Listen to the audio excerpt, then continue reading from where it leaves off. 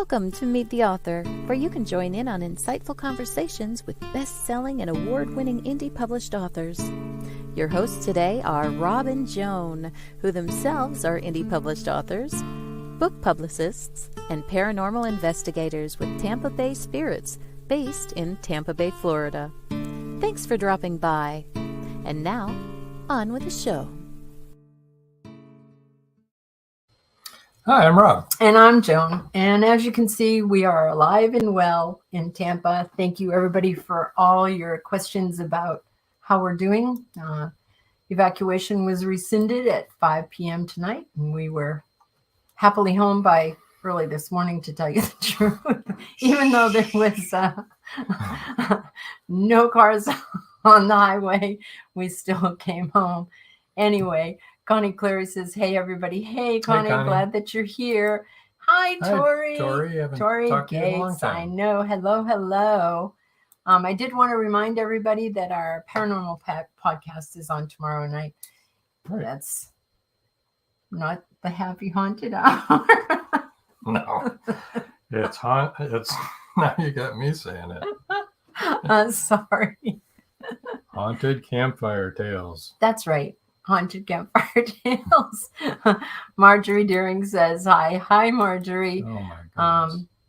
Anyway, we came home early from, the evacuation, because it looked like it was pretty good. But then we had tropical storms all day long, but they just finished a little while ago. So we're high and dry, and everyone in our family is safe. So we're happy about that. Yep. And now for the news. Okay. As you mentioned, tomorrow night, 7:30, go to the Tampa Bay Spirits Facebook page. That's Tampa Bay Spirits Facebook page. We're going to do a Haunted Hill House recap from our investigation on July 3rd out there in Mineral Wells, Texas. The live stream that we did. Yes, indeed. And it'll be at 7:30 p.m. Eastern Time, right here where you're watching this show right now. Okay. And you can get other information or more information, see the other podcasts and everything at tampabayspirits1.com. That's the number 1. Immediately following our show, of course, make sure you check out Voice of Indie podcast. It's following this broadcast. There'll be a commercial at the end of the show to tell you how to get over to blogtalkradio.com and find their podcast. This coming Saturday is episode 94, which was Magnolia Bluff 2023 Reveal Part 1 from earlier this year. And that's at 5:30 p.m. Also right here where you're watching right now. Next Wednesday, September 6th, live from Australia, author Philip Strang. Oh, that's going to be fun. Writes murder mysteries. And it should be good. That'll be at 7:00 next Wednesday, again, right here where you're watching now. And can you bring up Joe's book? Want to mention available for pre-order is Joe Conjol's book, Second Chances, Magnolia Bluff Crime Chronicles. Yeah. And again, that's available for pre-order, and you can get that on Amazon. And I just want to say that Paul Hollis has checked in, says, hi, Rob and Joan. Hi, Paul. We're so glad that you could be here. We're happy to see you. And whether you're watching us live now on the vodcast or if you're listening to us later on when it's a podcast, we're really glad that you're in our audience. Remember, we love your comments. Keep the comments coming. We have a guest tonight that I think you're really going to find really interesting. She's a wealth of knowledge. And first and foremost, she's a scientist, and she knows everything. I do believe everything about her subject. Well, before we bring her in, let's mention this. Yeah, well, I just wanted to let them know who was going to be on. Oh, go ahead. And that's okay. Go ahead. Okay. I just didn't want to miss this. I wouldn't have missed that. Today, even though we had a hurricane, Regina Noel Downing, one of our authors, she was on, I don't know how many episodes ago. She was on our show. When our great-granddaughter was being born. Yes, she was born June 7th. Yeah. So. She was on, and she's written 3 children's books that are really awesome. And they showed up in the mail today, all 3 of them. The first one is Give a Little Snuggle. As you can see, she put her business card on here, and she put a guitar pick with the name of each book associated with that book. Because each book is put to music. Each book has sheet music in the back and the song that goes with it that she wrote. Let's see if I can get that on here. Well, it's sheet music. You all know what sheet music looks like, so I'm not going to show that to you. But there, Give a Little Snuggle, Bedtime Rhyme is this one. Very nicely done. So if you have kids, I would strongly recommend these books. Dear Mom and Dad is the other one. Okay. And I was just amazed. The guitar picks, she had them embossed with the name of the books associated with them. Anyway, thank you, Regina. We really appreciate it. Our great-granddaughter will really appreciate it, don't you think? Yes. Amelia Rose. Amelia Rose. Would you like to bring in our new guest? I would. Tonight's guest. Let's bring her right on in. Hello. Hi, Michelle. Hello. HANSON. How are you doing tonight? I'm doing great. I'm just so glad that you guys are okay. We are too. Great way to start. We can put away the scuba gear now. I don't think we're going to need it. Then you'd see my friends. It was a long day. It was a long night. Yeah. Yeah, long night and a long day, and I'm glad I it's appreciate you being here today because I thought, my gosh, you need time to recover. Yeah, it was really an exhausting day. You know, when you're in that fight or flight mode and you have all that adrenaline pumping, and then the danger is past, and then you just kind of collapse. Yes. Yeah. That's kind of what we were like on the sofa today, just like Zoning out. Yeah, Well, we had to get caught up on a bunch of stuff too, but we did. then we zoned out. Yeah, I'm I glad zoned you're out while I doing was doing it. So, Michelle, enough about us. More about Can you tell us a little bit about yourself and your background? Well, I'm an author of books about seashells, but honestly, I never lived near the ocean. So I don't have a reason for my passion for shells. All I know is my parents told me when I was around 4 that my grandparents came back with shells from their beach vacation, and I wanted to know everything about them. That never left me. So by the time I was 8, they got me the How and Why Wonder Book of Seashells, thinking that would satisfy me. My reaction was, I need to memorize this book. So I started a journal. How and Why is set up with a question-answer format. So all I did was copy the questions with my memorized answers. But I have it here because I want to show you something. I got so obsessed with shells. So the How and Why, it's yellow with age. But it got to the point where my aunt had a brand new shower curtain she couldn't wait to show her little niece. And it was pink plastic with shells on it. I came over. My reaction is, can I cut up your brand new curtain for my journal? That probably didn't go over well. She let you. She let you do it. Right there, those are the shells from her shower curtain. Oh my goodness. Well, what a That's good how obsessed aunt. I was. And I look at that now with mixed reaction, like I'm touched that she let me cut it up, but kind of mortified that she let me cut it up. Oh, but How she loved supportive you. my family was of this obsessed little kid. That's so wonderful, though. Just real quick, when we got George just came on. Hi, George. George Dismuke says, I'm here. Sorry I'm late. Glad to see you were high and dry. How is Missy? She's okay, George, but she really did have a stressful night. Number one, because of the storm. And, she doesn't like thunderstorms anyway. Hurricanes are even worse. And number two, because we stayed with our daughter, Colleen, who has a Great Dane. And as you know, Missy's not very big. George knows Missy. He's her. met her. Oh, he can picture the difference then, yes. Oh yeah, she's he's her great uncle, I think. Why is this not doing that? That's weird. Okay, sorry, just having technical difficulties here. Go ahead, Shelley. Plus, you know what, guys? This you have to know. Shelley's always been known as Shelley, even before her obsession with shells. So I think that's... Isn't that weird? My birth name is Michelle, but all my life, friends and family call me Shelley. And so now I love my name because I get to be a shell. Perfect.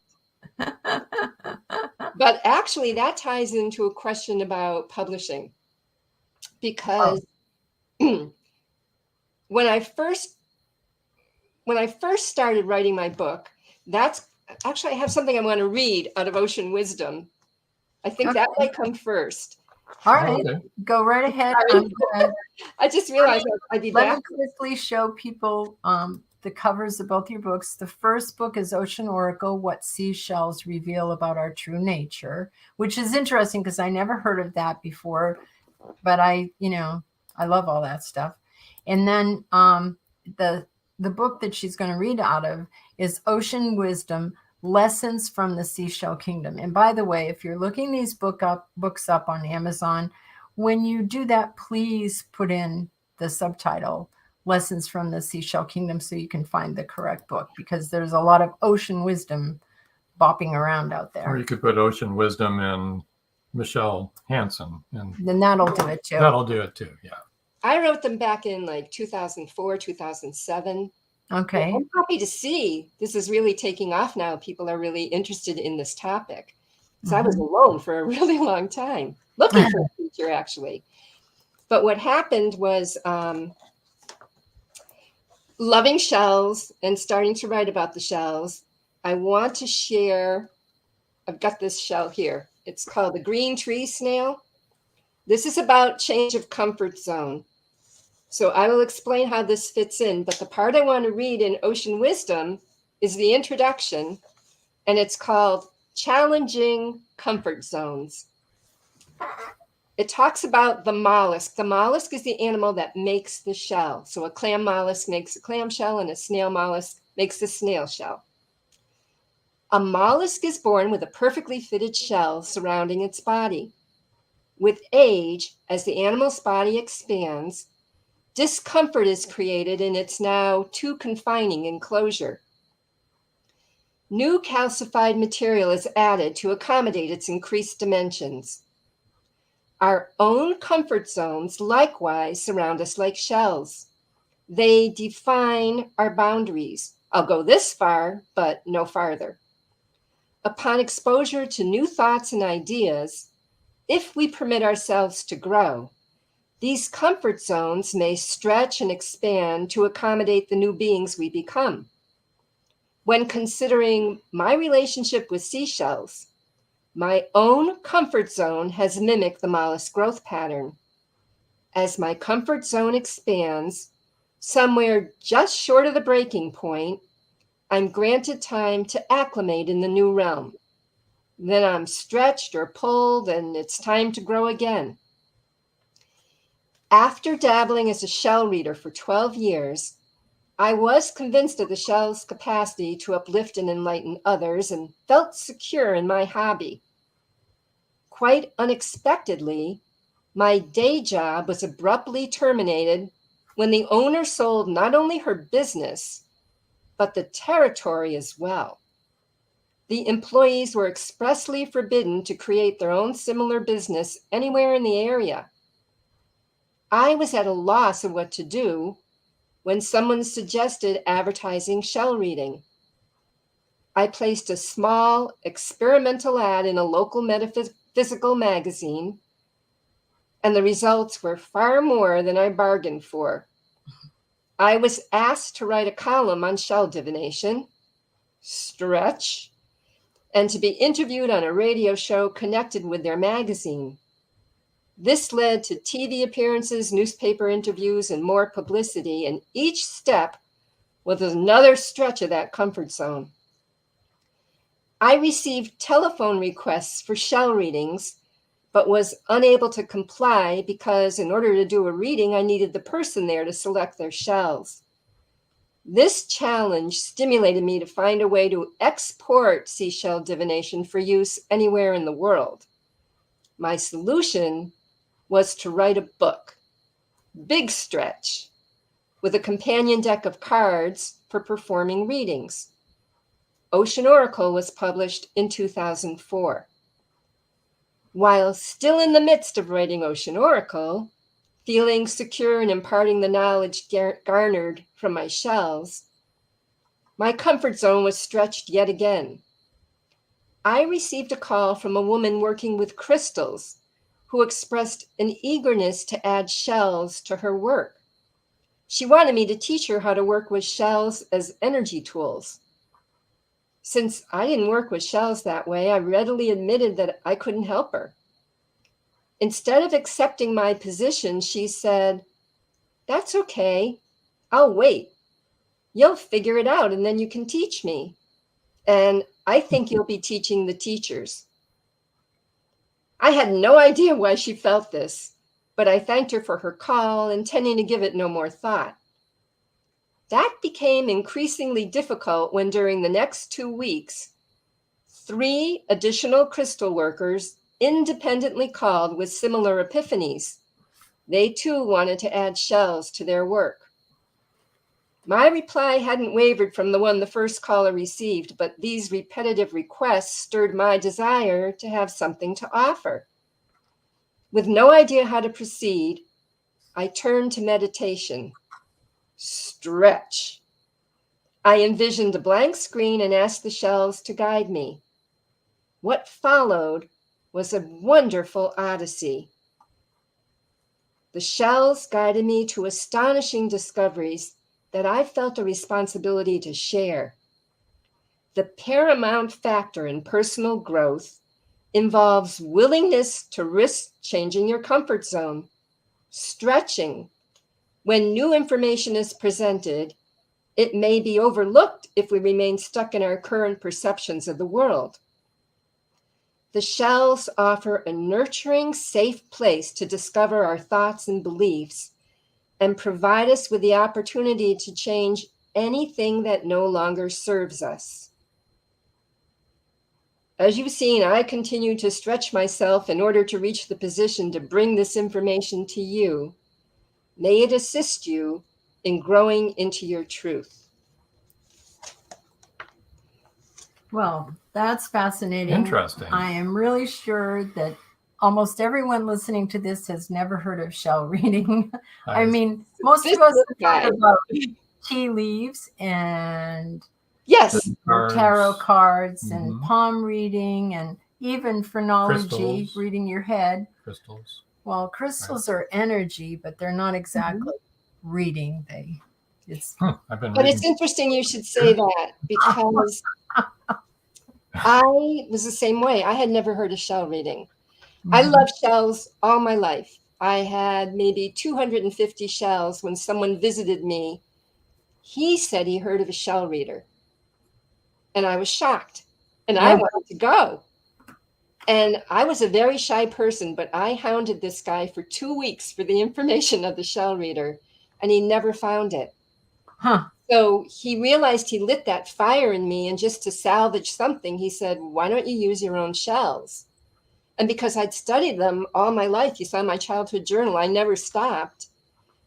He said, "Why don't you use your own shells?" I said, "Everyone will know this one's poisonous. This is the principle of submarine. This one can't swim and builds a raft. This is where the color purple comes from." And I'm going on and on and on, thinking everybody knows this. It's common knowledge. And he said, "I don't think everyone's going to know that." So he repeated, "I really think you should use your own shells." And this was a phone conversation. So I hung up the phone and I thought, how am I going to do that? With 200 shells, I thought, well, if they're going to have messages, there's got to be something unique about each one. And it turned out that's not a daunting task. They practically have nothing in common. It was very easy. So easy that it only took me 1 week to find the message for each of the 200 shells. That's amazing. Totally amazing. Although I found it, I was too shy to tell anyone. Well, so hold on to that thought. Hold on to that thought, because actually we need to take a break.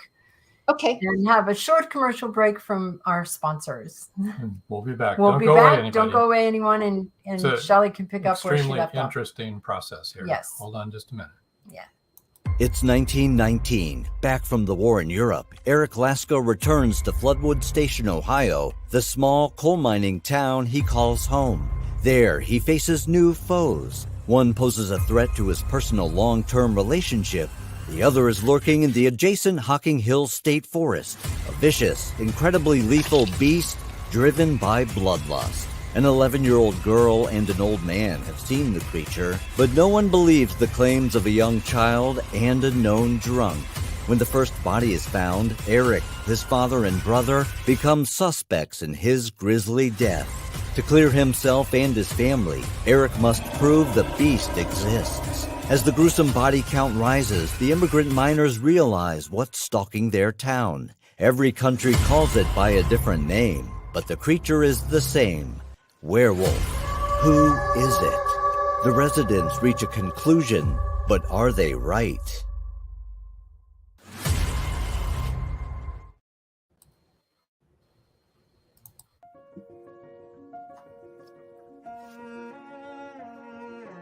Mystery hovers in the Magnolia Bluff Public Library. It has nothing to do with the hundreds of suspense novels on its shelves. Caroline McCluskey is the librarian. She finds a crimson hat and a black and white poodle puppy.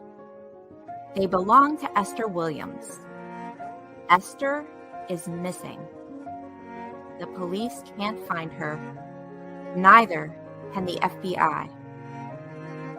Esther's only hope is a ring of 3 women investigators who form the Round Table. The Round Table has already solved one mystery in town, but this time, a woman's life is at stake. The Doggone Diamond Dilemma is now available on Amazon.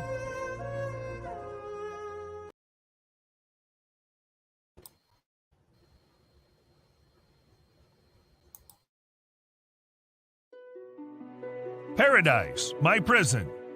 Charlie Flint awakens from a deep sleep and finds himself alone on a tropical beach surrounded by a palm tree jungle and exotic animals. He cannot remember who he is or anything about his life. First, he must find food and build shelter and protect himself from hidden dangers. As his memory gradually returns, it reveals what a very flawed person he is. A man who made too many mistakes, made too many enemies. The implications of the truth are staggering. How did Charlie get there? And will he save himself? Paradise, My Prison is the riveting new suspense thriller from retired Hollywood scriptwriter George Dismukes. Paradise, My Prison by George Dismukes is available in jacketed hardcover, softcover, and all ebook formats worldwide. And we're back. We're back. Hey. Yes. So, Michelle, let me ask you this. Mhm. You mentioned publishing before, and we would like to know what your biggest roadblock was in getting the books published. Okay. In the So publishing process. Yeah. what I initially did in the little bit that I read from Ocean Wisdom, remember how I said people were calling me and asking for shell readings, and so I decided to write a book. So I ended up printing it on my computer. Now it has cards, so I used business card stock, Uh-huh. and you would just separate it along the perforations. The meanings were on the back. What I found is people were using it as a coffee table book, and never separating the cards. So they weren't able to really utilize it to its full capacity. Ah. So that's how I started. And then I was looking for a publisher, and I looked because I had 200 cards, most tarot decks, 78. So 200 is, everyone kept writing back to me that I had contacted saying, can you cut out some cards? Can you cut out some shells? That's like saying, who's your favorite child? I mean, it's impossible to do. So finally, I found a publisher, and it was remarkable. It turned out she only published in-house, but she suggested a friend of hers who was out in Oregon. And I wrote to that person thinking I was getting her attention by having her friend be the one to introduce me.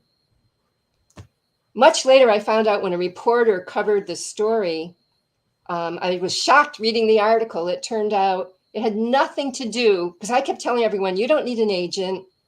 You can get a published book without an agent.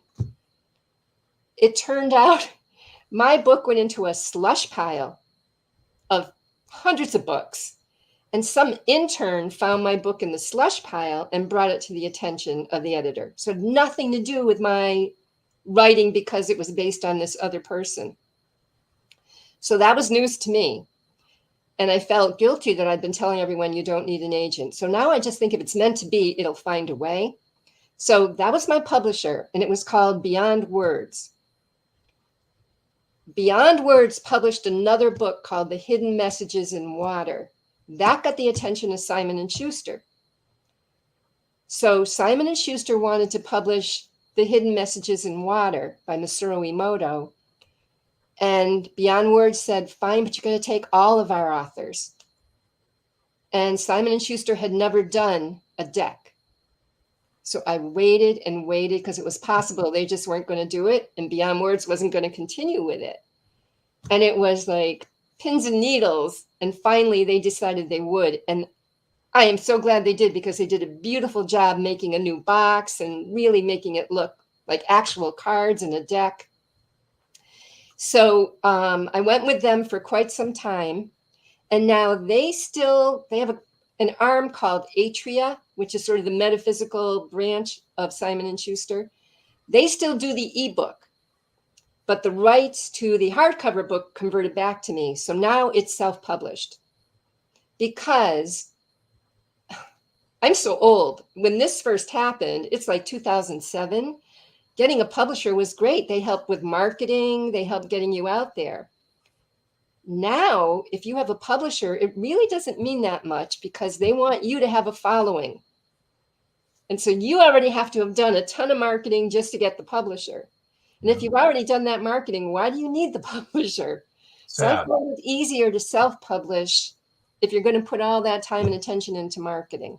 Yeah, some of our friends write metaphysical books, and even in the metaphysical publishing world, okay, they want you to have a blog, they want you to have a newsletter. Your newsletter has to have so many followers.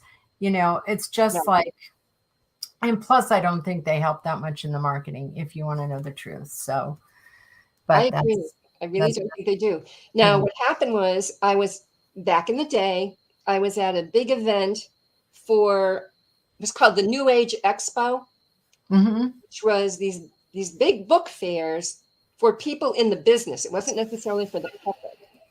And I was invited to come sit at the table with my publisher and do readings. So I'm doing these readings, and eventually I was talking about information that wasn't in Ocean Oracle, but it was in Ocean Wisdom.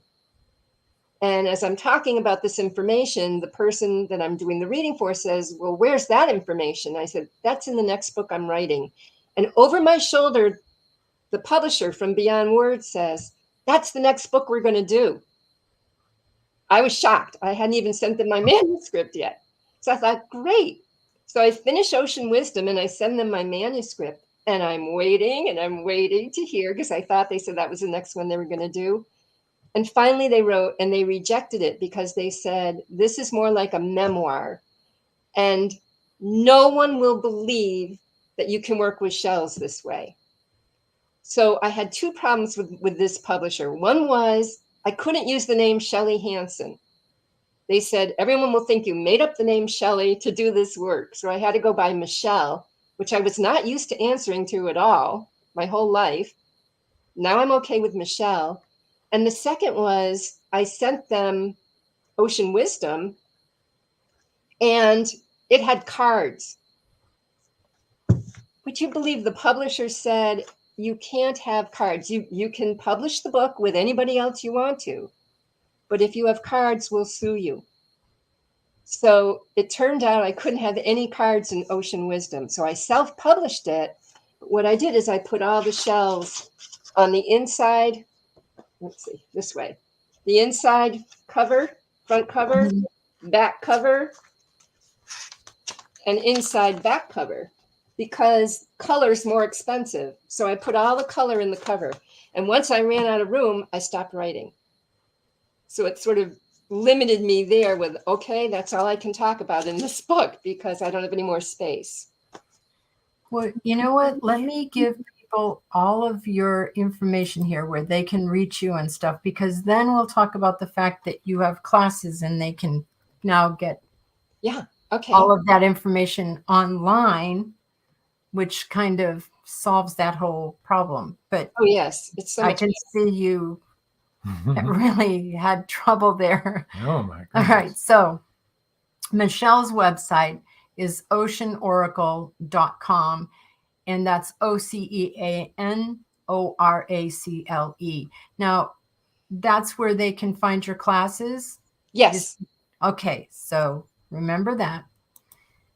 You can find her on Facebook under Ocean Oracle MH. So Ocean Oracle spelled the same way, and then MH, which of course is Michelle HANSON. You can find her on Instagram as author Michelle HANSON.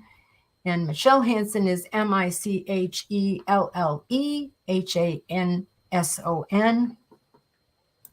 YouTube at Ocean Oracle 7611. So I'm also wondering, Michelle, if on the YouTube, do you do any classes on YouTube or? No, I don't. Okay. So what can people find on your YouTube channel? That would just be videos. Actually, on my homepage, you'll find the videos that are on the YouTube as well. Okay. And they're just like bullet points with videos of my responses to someone who interviewed me on a TV show. Okay. So at the beginning, when you were reading from Ocean Wisdom, you were talking about that little green shell. Yes. And just thinking about that shell, the point you were getting to is that you can learn something from every different type of shell that every different type of mollusk has because of their different properties. So that one has to overcome by stretching. Yes. Change it. Growing. See how green this is? Yes. Okay. This is a land snail. It's from Papua New Guinea. And they hide among the leaves. It's perfect camouflage for hiding among the leaves. Well, sure, it looks like a leaf. Yeah. And so there are times of the years in New Guinea where the climate is intolerable. And what they do is, a lot of people know that snails have that slimy mucus. Yeah. Well, there's all kinds of magical ways that mollusks use mucus. And these guys plug up the opening to their shell. So it keeps the moisture inside their shell. And it lets the air, the oxygen, go in and out. And they go into hibernation. You can't find them until the climate changes and they come back out again. So it's changing. Well, they hibernate in the summer. It's called aestivation. And so if you're going to look for these guys while they're hibernating, you're not going to find them. Isn't that fascinating? It's just the opposite of, what we think of with hibernation, which is bears. Right. In the winter. For them, it's too warm. It's too cold, and they eat really a whole lot, and squirrels do, and store up food and all that kind of stuff. Oh, wait a minute. We have a comment. Let me see if we've got a question here. George Dismukes says, Shelley, are there... Yes. Oh, my God. Okay. I knew... George, are there... Any giant clam? I can't. We'll let her say that. Remaining, or have they been fished out? What are you talking about? What is the name that he's asking right there, Shelley? The tridacna clam. So the giant tridacna clam, they're like, the adults are like 4 feet, 500 pounds. They're these huge, huge clams. And Hollywood has called them man-eating clams because they're so massive. Yeah. Nothing could be farther from the truth. These guys are vegetarians. They grow algae in the mantle. That's the part that makes your shell. The mantle of their body, if you ever look at pictures of tridacna, that's green. The algae is growing inside their body. They're like 20 feet under the water. And instead of being this way, a top and a bottom, they're in sort of like a right and left side. So the sun can penetrate for the algae. And they absorb the nutrients by cell-to-cell contact. They are not able to chase a plant, never mind a man. They are not man-eating by any stretch of the imagination. But their meaning, because of that, is an undeserved reputation or being misunderstood in some way, because they're labeled as man-eating clams. Now he's asking if they can still find them. I hope so. I don't know, because as I said before, I really haven't observed them in the water. Everything I learned was from books, starting with that How and Why Wonder book. So we don't know if they've gone extinct or not. No, that question worries me, because I didn't even know that was a potential, that they could be going extinct. But I did want to say they don't deserve that reputation. Yeah. Right. They're like Vegisaurs. Yeah. Yeah, they're farmers. If you watch Jurassic Park, there was Metasaurus and Vegisaurus, and that was very important to know. Yeah, George says they used to be a big item in shell shops. Yes, and they were used as baptismal fonts. They were Wow. Yeah. That big. They're big. Were they long lived? Well, I don't know about the Tridacna gigas, but I'll tell you one that's very long lived. The quahog clam. Yeah, I know the quahogs. Okay. From Massachusetts. Used to go they were used quahog. as wampum. The Indians would make the beads for Yep. currency. Well, people think if you count the rings on a clam, you can tell how old it is. That's only true if the clam lives in a northern climate, because they're taking the calcium out of the water, and it has to be warm enough, so it's only in the summer. So once a year, they add a ring. There is a Ming, M-I-N-G, quahog found off the coast of Iceland, that they were hauling the clams onto the boat. They took them to the lab. They're counting the rings. They counted 400 rings. And then I thought, oh, they're going to get equipment and to say, whoops, we made a mistake. And they did, only the mistake was there were 500 rings. It still got to be the Ming quahog, but that animal was 500 years old. That's Whoa. amazing.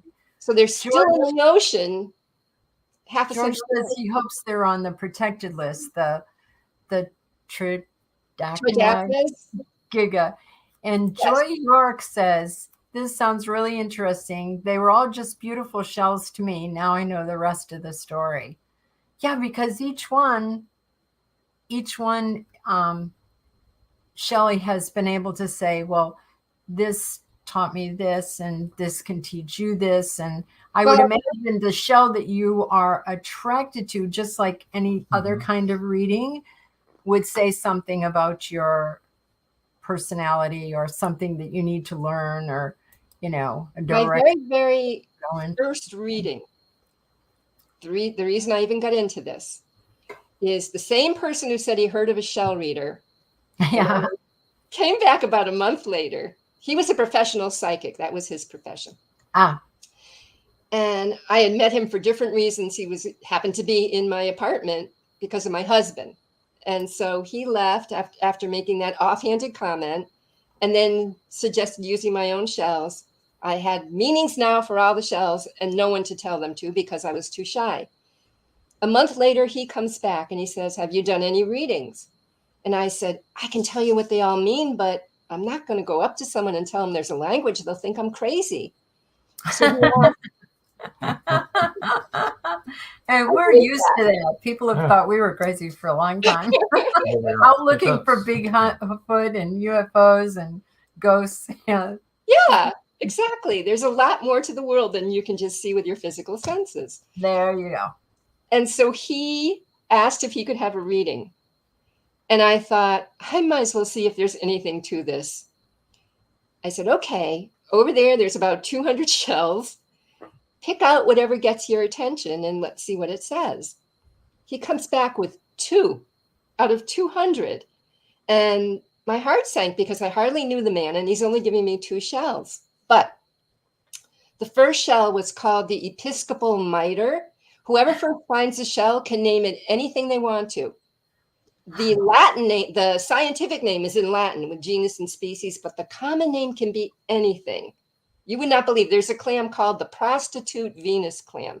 Oh my God. Nothing to do with the animal or the shell. It has to do with the person who named it. Anyway, this was called the Episcopal mitre because they thought it looked like the mitres that the clergy wear. Sure. And then I have an Episcopal mitre at the time. That's all I have. I now also have a pontifical mitre. But Awesome. but he had the Episcopal mitre. And the second shell he picked, it was a land snail that I got from my Irish babysitter. And it looks like a pattern, like a spinning wheel. So I said to him, Robert, if you're focused on religion, which was the Episcopal mitre, it looks like you'd be spinning your wheels like you're stuck in a rut. I thought, this makes no sense. This is going to end as fast as it starts, the first time I ever tried a reading. And he looks at me and he goes, so you're telling me if I were to focus on religion, I'd be making no progress. I'd get stuck. And I said, yeah, that's what that would mean. He says to me, well, I'm an ex-seminary student. I was going to be a priest. And I ran into something in the seminary that didn't resonate. I had this spiritual calling, but I had to leave the seminary. It turned out he's a professional psychic, so he had that spiritual calling, but it took him in another direction. But this was his soul's crisis in 2 shells. Wow. And my mouth dropped open. I went, huh? And then he said, so this doesn't work, huh? Like teasing me. Mm-hmm. And that was almost 40 years ago. So I've been doing them ever since. That's crazy. We have to take another take our last break. When we come commercial back, when we come back, we're going to have a book giveaway and we're going to talk some more because there's a lot more. I mean, we're just scratching the surface here. Also, I believe Marjorie has a question. Right. And we'll get that. We'll do the question when we come back. Right. Because it's an interesting question I want to know the answer to. Yeah, stay I tuned. hope I know the answer. You do. Well, I'm pretty sure you do. Stay tuned, folks. The clock is ticking. Can Gracie uncover the truth? Philip Pliant is the wealthy opportunist plastics dealer and CEO of Pliant Industries. He's also a master thief, creating a pervasive threat to the manufacturing infrastructure in the Caribbean islands markets. With the cartel as his stealth client, the naive city leaders have been seduced, enabling the production of more than 3-dimensional building materials. The expected profits are monstrous. Is the art group, now led by Gracie and the family heirs, strong enough to win against this predator? Can JJ's cats act on the root cause analysis in time? Will Gracie be able to squash Pliant and the cartels? Gracie never considered their lives would hang in the balance. The clock is ticking. 5, 4, 3.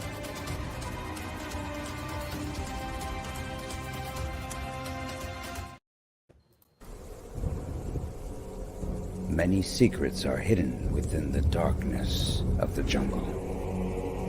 Behold, this one about a man, a woman, a black jaguar, and an ancient Maya legend. 2 Faces of the Jaguar is a novel by George Dismukes that will take you deep into the jungle and capture your imagination until the last word. 2 Faces of the Jaguar is book 1 of a trilogy. 2 Faces of the Jaguar, where only the adventurous dare to read. 2 Faces of the Jaguar, The Lost City, and The Jaguar's Quest are available on Amazon.com, Barnes & Noble, and many other bookseller websites. 2 Faces of the Jaguar, the book people are talking about. Get your copy today.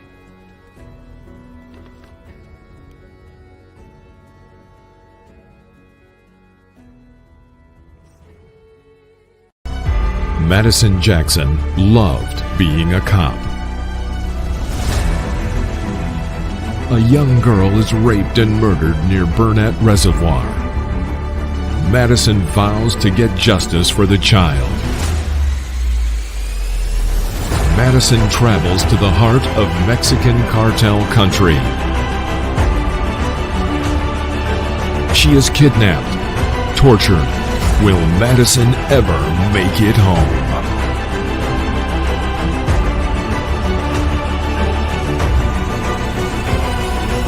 Justice by Kelly Marshall, only at Amazon.com. And we're back. And here is Marjorie's question. What is their method of reproduction? Oh, now see, Shelley's rubbing her hands together. I think she knows the answer to this. And I'm so glad I get to discuss this because I said there's such diversity. So you have oysters. Oysters are asexual reproduction. You've got the male and the female, one's releasing sperm, one's releasing egg. There are fish nearby gobbling them up as fast as they're being released, so very inefficient.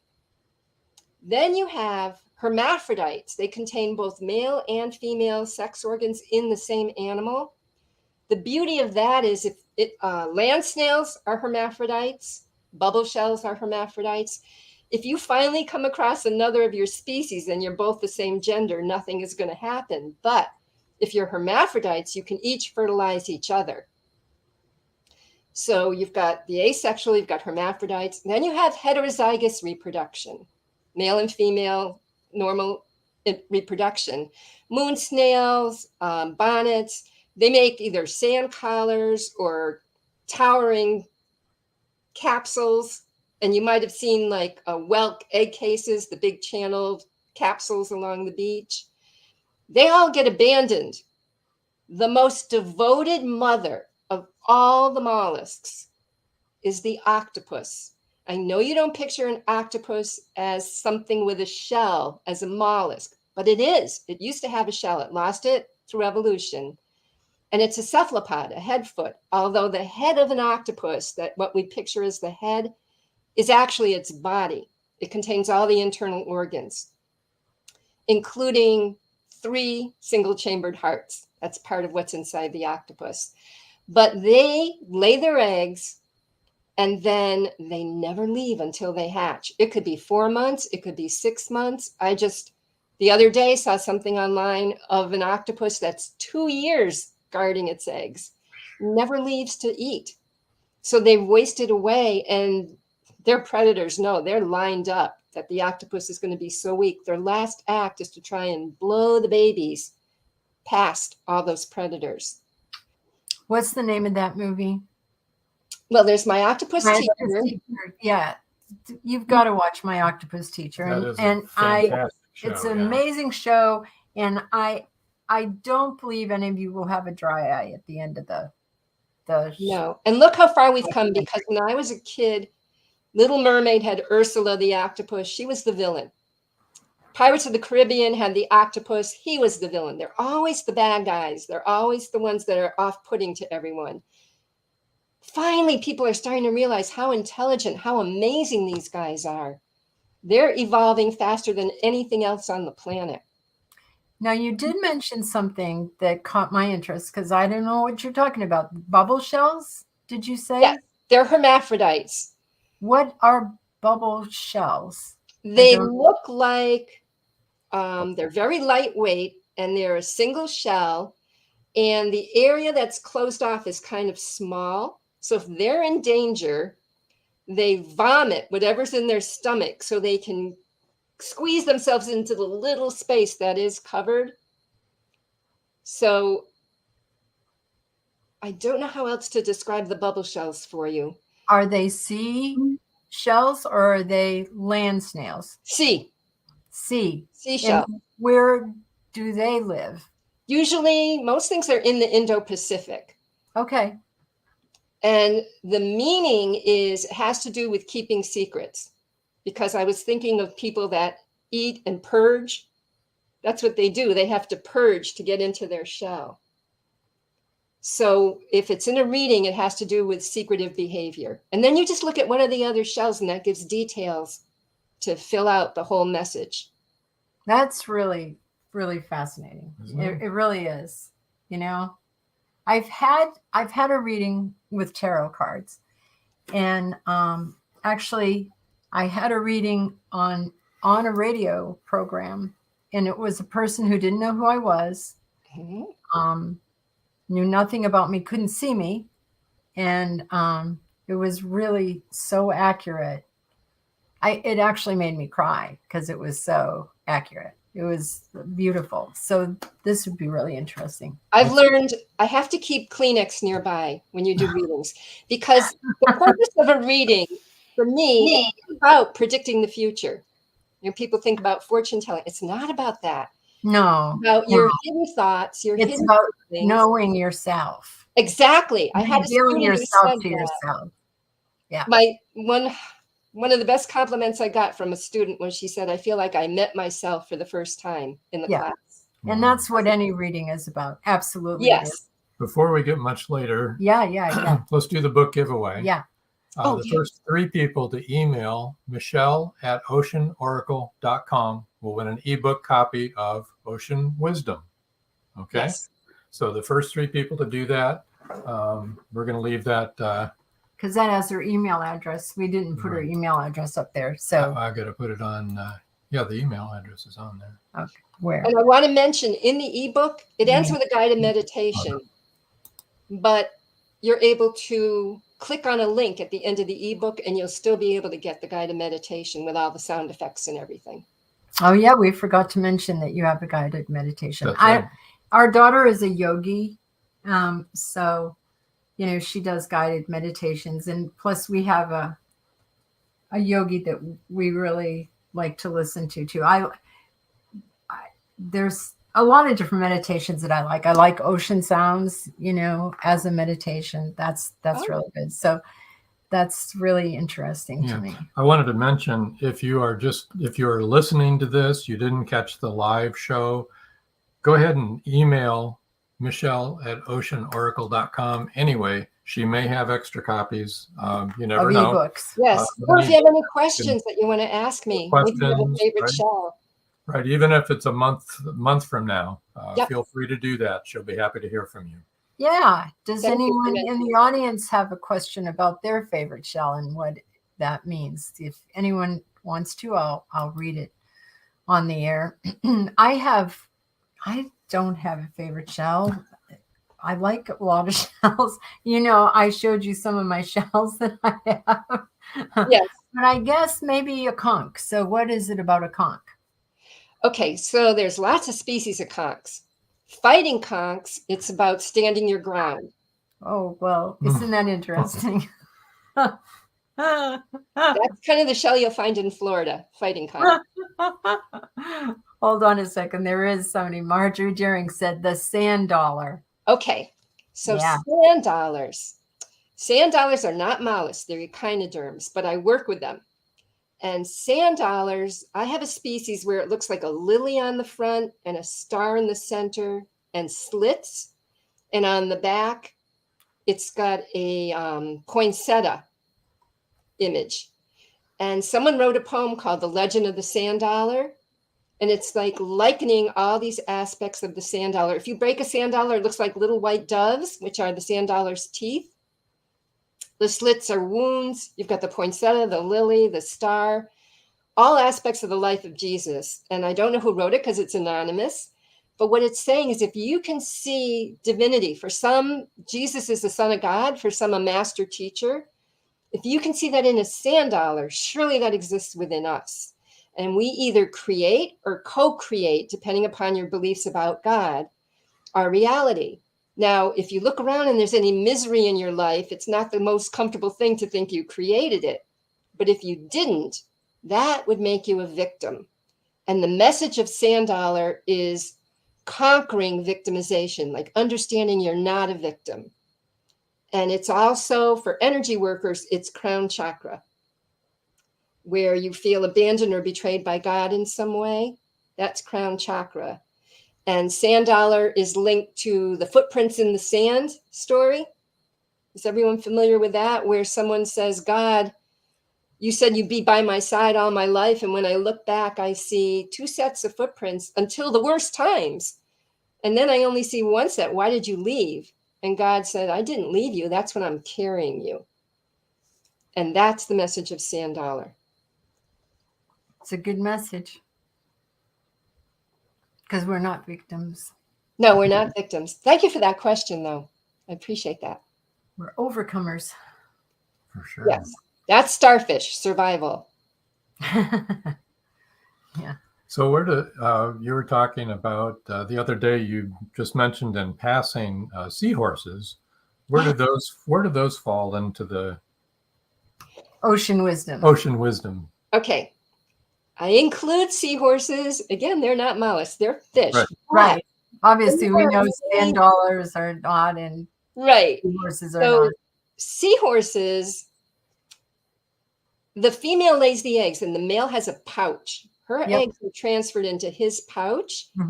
He then nurtures the eggs, goes through the contractions, goes through the labor, and births the babies. It's as close as a male comes to being pregnant of anybody on the planet, any species, for a male.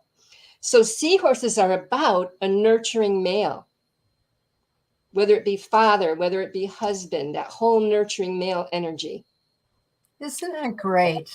You know what? We were at the aquarium here. We have a beautiful aquarium in Tampa.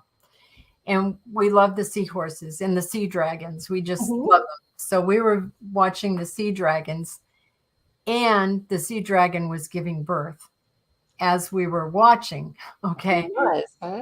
They didn't even know, okay, that he was giving birth. And so one of our daughters ran to tell them this is happening. And oh my gosh, there was such a flurry. They all came in, they cut off the exhibit. Nobody could come near it. They enclosed it so that, you know, nothing would disturb the seahorse. Oh, that's wonderful. Yeah. And he gave birth to so many, but we got to see the whole thing. And what a privilege. We were standing there. But I mean, we didn't do anything. We didn't knock on the glass or make any noise or anything like that. But you know, our daughter said, oh, they're going to want to know this. I know they're going to want to know that this seahorse is giving birth. And oh my gosh, and you know, seahorses aren't that big. You should see their babies. Right. They're really tiny. Tiny. I have to tell you something though about seahorses, because most people, when they think of seahorses, it's all warm and fuzzy.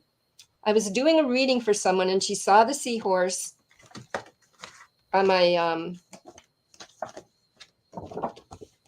can you see it right there? We do. Yes, we do. We see them. So she goes, seahorses. I hate seahorses. Whoa. And I thought, whoa, how could she have any kind of nurturing male in her life if she hates seahorses? But then she said something that I could not believe. She said, but they're not real. They're like unicorns. She actually thought seahorses were mythological. Whoa. And I thought, how does she have any nurturing male around her ever? And she didn't. She just had a horrendous history with men. And so I told her that seahorses were real, and she was shocked. And she said, well, where do you find them? I said, if you're not in the ocean, go to the aquarium. There's a tank with seahorse. It turned out she lived right near an aquarium. She's been to the aquarium and she's never seen seahorses. And I thought, if you think they're mythological, that's probably why you haven't seen them. So what it did is it put it on her radar. And I just knew, like the next day she was going to go to the aquarium. I knew she was going to finally see a seahorse. And what was important about that wasn't that she saw the seahorse, but that then she would have the energy of nurturing males so she could draw human nurturing males into her life. I was amazed to be told that they don't exist. Yeah, that's crazy. That she'd gone through life like that. Have you seen sea dragons, right? Mm-hmm. They're really, they're cool looking. They're really amazing. And you know, I'm pretty sure a lot of people wouldn't think they existed because they look like plants. Yeah, they do. They do. They're so beautiful. And we have 2 different types at our aquarium. They're gorgeous. Love them. Love the aquarium. Our youngest daughter got married at the aquarium. Those of you that know Jessie, she was married at that aquarium in front of the coral reef. And we had the reception there, rented out the whole aquarium for the night, and people could go and look at all of the fish and enjoy everything in the aquarium. But it was an interesting wedding. And then it was nighttime, and there were outdoor balconies and stuff, and you could look over Tampa Bay and all of the lights, and it was pretty. That's great. I just want people to know how intelligent and how compassionate these animals are. Because I don't think they think that snails could be intelligent or compassionate. Yeah, and there are stories about that. I think there's a lot of people that don't realize that seashells are alive. Frankly, That's a place to start. Every shell was made by an animal. You're right. Yeah. You should start Well, with that. shells aren't alive. It's like their little house, but yeah, I know Right. what you meant. Right. Joy York says, I bet it was beautiful. It was, Joy. It was like yeah, well, and she knows Jessie. She's hosted a show with her. Mm-hmm. Yeah, it was gorgeous. But yeah, it is. And you were talking yesterday in our meeting that, the seashells have blood. Most are blue bloods. Animals, yeah. Mostly, yes. I never really thought about that. I thought about a seashell was a seashell. And I knew that animals had lived in them, Well, I knew most of them. I knew they were blue bloods. What I didn't know is that there was one that has iron-rich blood, and of course it therefore is red, because the blue bloods come from being copper. It's not like they're Vulcan like Mr. Spock. Or royalty. Or royalty. But that it's copper-based. And that I really didn't know there was a red-blooded mollusk. It needs to be because there's hardly any oxygen in their environment, so that they can utilize whatever little bit is there. But you mentioned royalty. Did you know the color purple comes also from mollusks? I know that. It's from Phoenicia. And lands of the purple. That's why the Phoenician, that's why purple is the color of royalty, because it was so rare. It was the only place you could get it. I'm Did you know also, it was so rare, like only a few drops for each of the mollusks. So you had to take 1,000 mollusks for a pound of cloth. That's why only royalty could afford it. But then what they did, instead of waiting for the sun to transition to the color purple, they boiled them to speed up the process. And that released the worst odor ever. So now the person wearing the purple has to afford perfume. And that's what really made it expensive. There you go. Oh, what are the large ones that you can hear the ocean? My earliest memory from the seashells. That's the conch. That's the conch. That we were talking about. Yes, there's my husband just put this in here. There's this conch. That's a big conch. Whoa. The queen conch. You can hold it to your ear to listen to the ocean. You're actually not hearing the ocean. I don't mean to. She knows. Joy knows she knows. That bubble. What you're doing. What I read a long time ago, now this is controversial too, but it said what it was doing was amplifying the sound of the blood circulating in your ear. Yeah. Pumped by your heart. So to me, this is listen to your heart. Yeah. Yeah. That's great. All the different messages. Aren't there some shells that they play that yes. they can blow? Also. The triton, you can cut the tip off and you can blow through it. So they do that like in the islands out in the South Pacific. Yes. Yeah. Yes. But that's also a conch, right? The type of conch. That's called a triton, but yeah, they're similar. They look the same. They're related. Yeah. Okay. But that not quite the same. Oh, Joy says it spoke to her as a child. Oh, it was a talking one. I love that. Okay, so remember my childhood one that I was telling you about? Right. The picture that I did was of a little boy holding that shell to a little girl's ear. Yeah. Because I wanted people to remember when they were kids and they used to listen to the shell. Like their instinct was telling them they had something to say. And all I'm trying to do is take that instinct to the next step. You already know it. And Joy just said it. Yeah. It's I love that. That's what I was trying to capture with that picture. Joy is a sensitive also. Oh. Yeah, so she. I bet it did speak to her, actually. Yes. Oh, that's wonderful. I know. Well, we have a wonderful audience. Yes, what we can do. I tell you? Yes, we You do. You do. Well, I know. I see my role as just an ambassador on behalf of the shells. I try and get people to recognize all the wisdom that they hold. I think they're master teachers. And that there's lessons to be learned, you know. Oh, yes. I love that first one that you spoke of, that we all need to stretch and that we're going to have uncomfortable things that make us stretch. Yeah. And it's never going to be comfortable. It's never going to be comfortable when you have to grow. Shelley, is that your favorite seashell? The one you hold up there? I don't have a favorite. You For the don't have- longest time, it was the octopus. Okay. All right. But it fluctuates. Depending on what's going on in my life, certain ones will get my attention. Okay. But don't you think, yeah, but I would, okay, but here, this is my thinking, okay? And if you have readings at different times in your life, then you're going to be attracted to different things. If you're doing a tarot card reading, you don't always pick the same card. Right. So as you grow and as you enter different, times of your life, different things are going to speak to you. I mean, that's life. That's the way life is, right? What happened to me is when I had people coming to the house for readings, I would get a new shell. So say I had 300 shells by then. I would get a new shell. A few days later, somebody would come for a reading. Now, to that person, they're all new. But that new shell ends up in their reading. And it showed me like they couldn't come until I had that one. Wow. That's crazy. That happened a lot. That's wild. It happens a lot. Every time, she said. Wow. That's so many crazy things happen with these guys. It's really been magical. That's awesome. Wow. Well, yeah, I think we need to wind up here, but so much information. Again, we'll show where people can get a hold of you. And there. she has lessons on her website. You can find all about that, oceanoracle.com. We've got a couple of comments here before we go.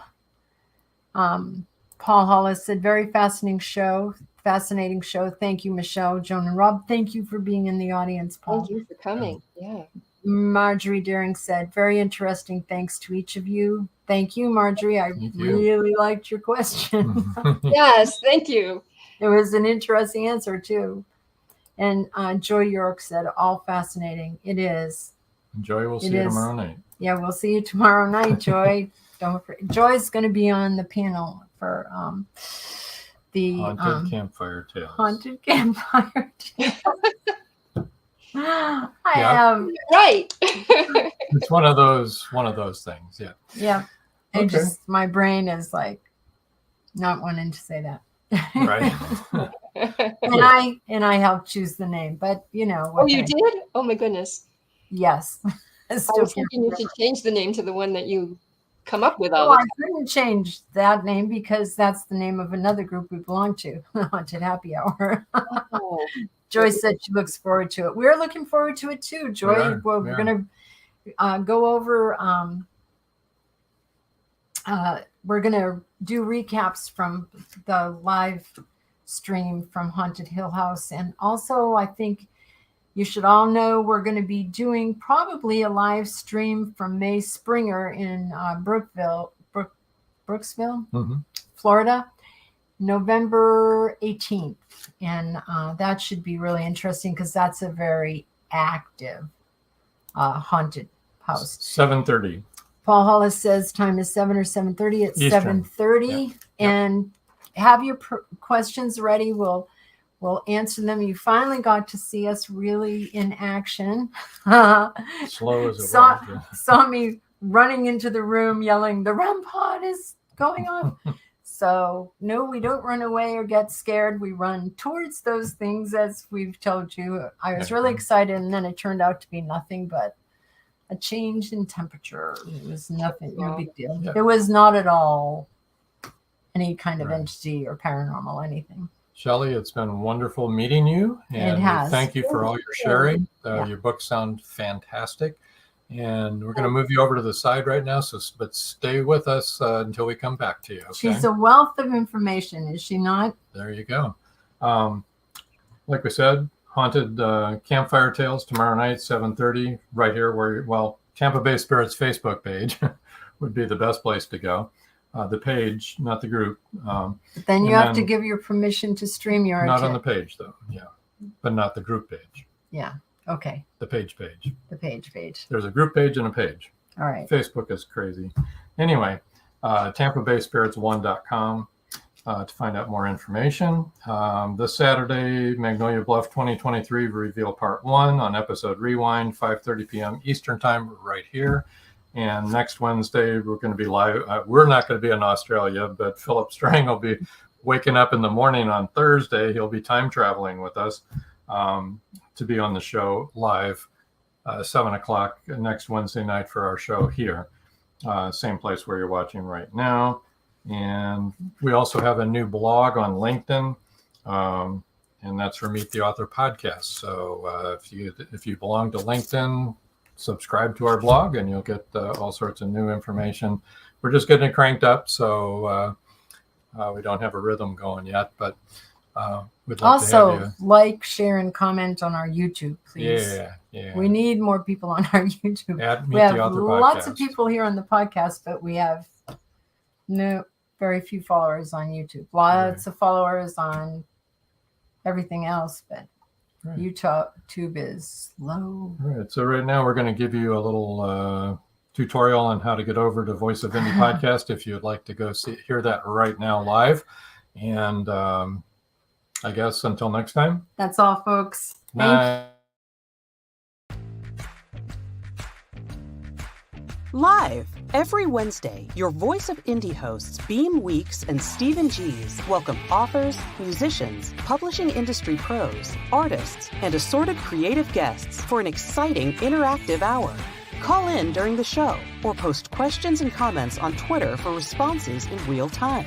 Meet your favorite indie creators, learn inside tips, network, and promote your work. The link for each week's show is pinned on Twitter atop @VoiceOfIndie. And you can receive the link every Wednesday morning in your inbox by subscribing to our newsletter at freshinkgroup.com. Check out Voice of Indie every Wednesday on Blog Talk Radio and catch hundreds of episodes archived everywhere from our websites to our YouTube channel and Spotify. Thank you for joining us here on Meet the Author. Make sure you stay up to date with our show by clicking like, follow, and share. And you can find us on Spotify, iTunes, and more. See you next time on WLFE-DV.com.